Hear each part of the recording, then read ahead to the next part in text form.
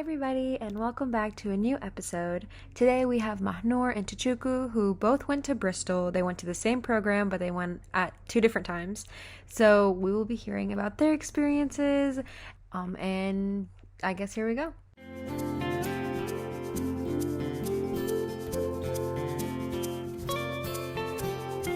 It's Mahnoor. I am a senior, and I studied abroad in Bristol because I'm a poli-sci and English double major.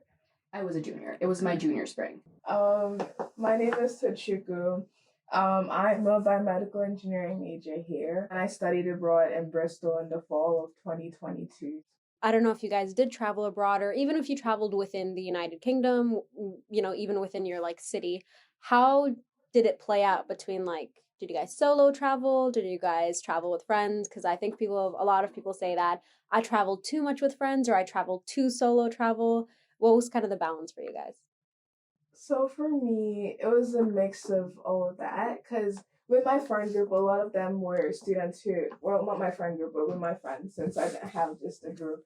A lot of them were students at that university. So, it's kind of like if you're here in Rochester, you're not trying to go to New York City one weekend and going to Buffalo another weekend. So for them, it's kind of like, oh yeah, I'm not trying to travel. It's like, oh, okay, cool. So I had to find people who are going to travel with me. And that was a challenge. I did find a student who was also studying abroad, but she was from a university in California, Santa Barbara. So it was like, okay, great. So we went for a trip together.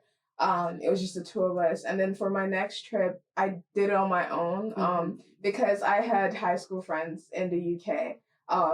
So I just went to go see them. I use that as an excuse. So I'll go see them and travel to that new place. There's some in Birmingham. There was some in Poland. So I went to Poland, just, solo travel there, but I had people there that I was going to see and who were going to take me around. But for instance, when I was going to Barcelona, I just solo traveled. I went there on my own. And then when I was going to Madrid, there was a study abroad student there from U of R. So I just spent the whole time there with him. So it's just like a mix of both, all of that, because it was hard for me. I didn't have a group, so it's hard for me to, go travel with 6 different people. Yeah. It's more like I was going to that country to meet a friend that I knew there. Yeah. And there were times I did travel with one person. I think traveling with 6 people is probably really chaotic. And I think traveling with 2 or just on your own is probably easier anyway.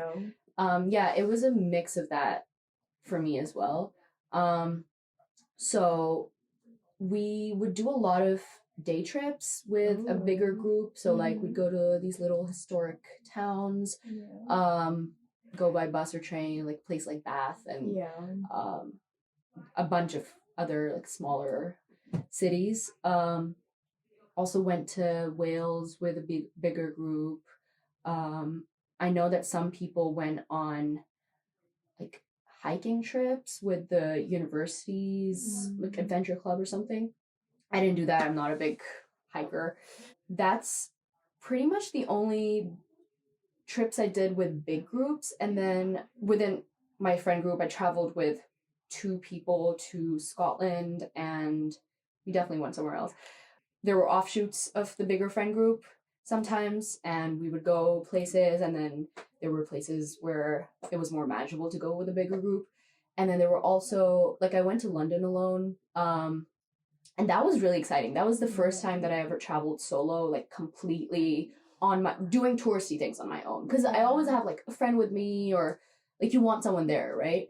But I was just on my own that entire trip. And that was really fun. I could explore things on my own time. I could do what I wanted when I wanted. So instead of doing touristy stuff, I will go to as many independent bookstores as humanly possible. That sounds... Google Maps lets you do this thing where you can pin all the locations that you want to go to. So I made a map of all the bookstores I wanted to go to. And then that way I got to see a lot of other places in the city. And I would just go into a thing that looked interesting, even if it wasn't a bookstore, but my objective would be going to XYZ bookstore. And then I went to 2 concerts alone, which was also new. So there was one in London. So I went and then I came back the same night. And then there was another one in Cardiff.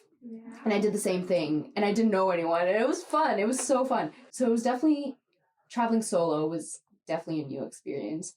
But I didn't get to leave the country because I didn't have a Schengen visa. And I thought that I could get one once I was in the UK, but it turns out you can't do that. I had to fly. I'm so upset that I can't go to Europe. Then she was like, you can make the most out of the UK. And then I did. Yeah. And that was so, like, that changed my perspective on my study abroad experience. So thank you for that. Of course. Yeah. So I think that was really, like, important to have that mindset. Like, you're going abroad and you want to visit as many places as you can, but the city you're in, that deserves your attention. Right? And I feel like there's still things in Bristol that I didn't get to see. Yeah, Bristol has a lot. I think another thing that helped me get over how upset I was that I couldn't travel to Europe, because I was really upset. Like, people were going to Greece, and one of my best friends was in Paris, and I was like, I just want to, go around. Because for me, the point of going to the UK was to have, like, a home base, and then I could travel to the rest of Europe, which was silly in hindsight. But something that helped me get over that was I was so upset that I ended up, like, getting an appointment with a counselor at the health center or whatever. So I got therapy for it. And then she was like, you know what? You can just let yourself accept that it sucks. She was like, just accept it. It's fine. It sucks. And then I did. And then I instantly felt better. And I was like, okay, now that I have accepted it sucks, let me make the most of it. But yeah, I think there's so much to do in the UK and also just in Bristol that I think that was a good shift in mindset. And another thing to mention about, like, travel, like, there are a lot of other people who are there for a year. Some people are there for 3 years, or that's the actual university. So it's kind of like, if people don't want to do XYZ things, I'm going to do it myself because I don't have that time. So true. Like, for example, there was, there's, like, a ship. Brunel, yeah. Like, Brunel SS Great Britain. I think it traveled around the Atlantic. It's, world famous XYZ. So I, like, had my flatmate, and I was like, girl, let's go. And she's like, oh, she has, XYZ plans. And I'm like, okay, cool. Bye, I'm going. Like, I had to go that day because, like, I was going to travel, and then once I got back, I had to go back home, and my study abroad was going to be over. I don't know the next time I'll be in Bristol. So I just took the opportunity and did everything that I wanted to do. Yeah. And I think that's really important because sometimes you feel like, oh, I have to, go with people. I need to, do this as a group. But remember, no one's going to remember, if you embarrass yourself because you're going to leave. But then also that memory is extremely important. So that, like, study abroad really taught me to be independent. I definitely also had to learn to just go and do things on my own. Like, there were days where I would just stay in my room. And if no one is available to do things, I'll just go do them. And it was so fun, like, unexpectedly exciting. I didn't expect it to be exciting because I'm just on my own, but then that pushes you to go out of your way to do things.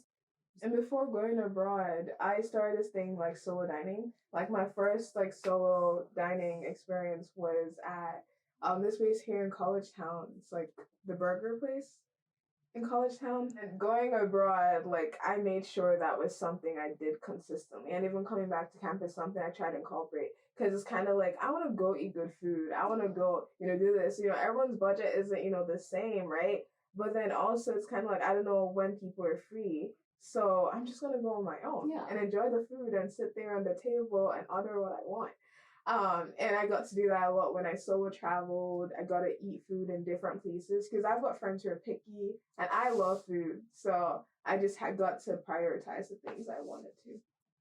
I felt the same way about art galleries. Yeah. Because I love going to art galleries and I love spending my time there. But going there with someone else is always a bit of a struggle. Yeah. Not always in a bad way, but it's always like you have to prioritize what you want to see and how long you want to spend there. And, like, they want to spend more time in one part of the gallery and you want to spend more time in another.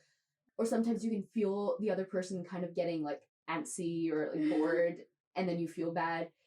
So I did that with art galleries where I would just go alone and I would spend so much time there and really get to see everything I wanted to see. And solo travel can really give you the opportunity to do that.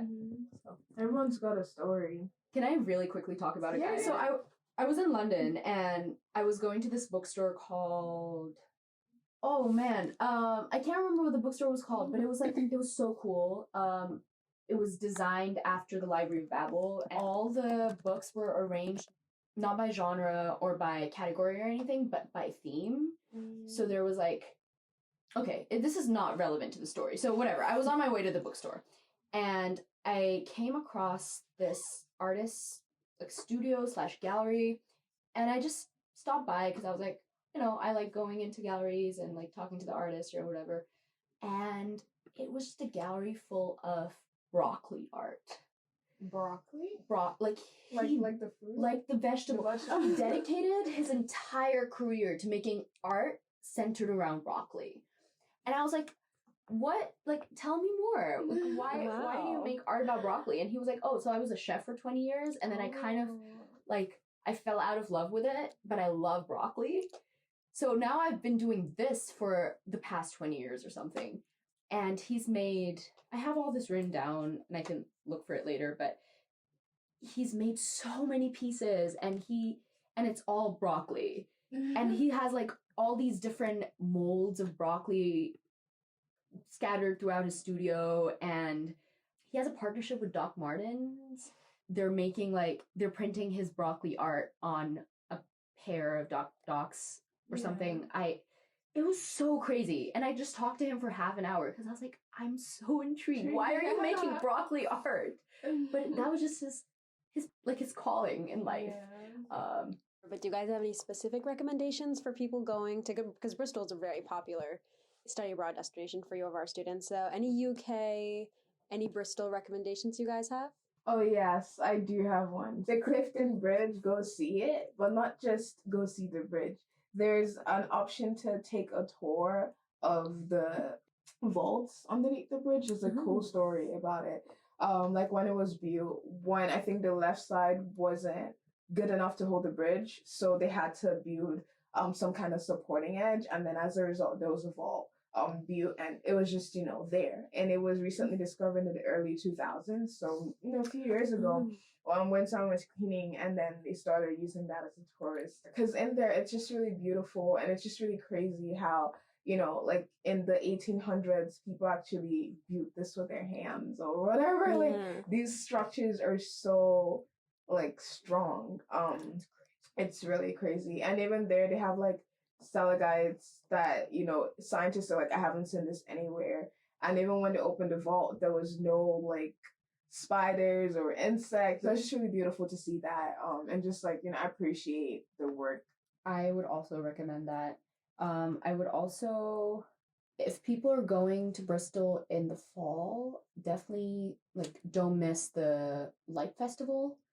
I loved the Light Festival. So it's like these light installations all across the city, and there's a map, and you kind of like have to find your way to all these different installations, and it's genuinely so cool. Like they had this one installation where it was, I don't know how they did it, but it was like projections of mermaids in the harbor, and they were like singing siren songs, and it was just That's so so beautiful. cool. And it was a commentary on climate change, and there was a whole story about how these mermaids were freshwater mermaids, but now that the sea was encroaching the river, it's like bad for them or whatever. And it was just so magical.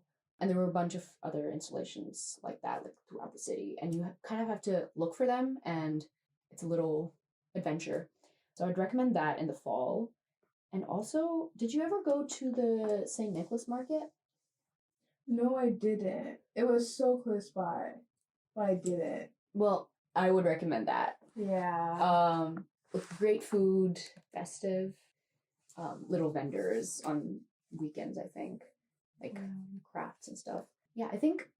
Did you do any like graffiti tours or anything? I did on my own. Like I didn't. Yeah, one thing about Bristol is the graffiti, the street art is beautiful. And there's this famous guy that Banksy. There we go. He's just got his art just random. Oh, that's amazing. Yeah. You go on a little treasure hunt for Banksy. I didn't take a tour. I also did one of those self-guided things. Yeah. Like there's a bunch of resources online where you can just find things. But yeah, definitely the street art. There, I was wandering with a friend once, and I ended up in like this alleyway that was just, it was filled with like street art, but also there was this really long poem like that went from one end of an alley to the other end, and you just had to go through the entire alleyway to read the whole thing, and that was really cool. So I think Bristol is a great city for wandering. One thing too is the tower. Cabot Tower? Yeah, the Yeah. Cabot Tower. It's beautiful. There's just a nice view, and it's also beautiful to just see the art on it, like that people have done, and just realize, oh wow, many people came here before me.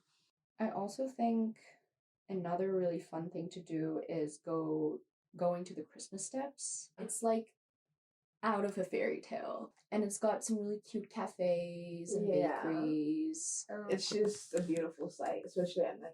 I also think Bristol is such a great place to go on day trips from, and I would definitely recommend anyone who's studying abroad in Bristol. I definitely recommend going to like smaller historical towns nearby. It's like 30 minutes away, an hour away. You can take a bus or a train. They're so cute, and there's places where people have shot films and TV shows, and there's so much interesting history. You know where the music festival happens? Is it Gloucester? There's this really witchy town. Is it near Bristol? It is near Bristol. Like the biggest music festival in the UK. Glastonbury? Glastonbury. Oh. Glastonbury is a really fun destination, and you can like climb the mountain and you get to the top and it's beautiful. And people go there to like, it's supposed to be a really spiritual spot for some people. There's a lot of mythology associated with it, so it's cool to kind of experience it for yourself. I think the only like small towns around Bristol I went to were Bath. I love Bath. Yeah, Bath is so beautiful. That's where Bridgerton was filmed. Yeah. So it's just really historical and just like you can tell it's like looks like old England. So Bath definitely is just a 15-minute train ride. And I went to Scanisbury. That's where Stonehenge, one of the 7 wonders of the world or something. But it's beautiful art and it's a great place to take pictures. You're good. Thank you so much for doing this, guys. It was so great to hear about your experiences. Yeah, thank you. you.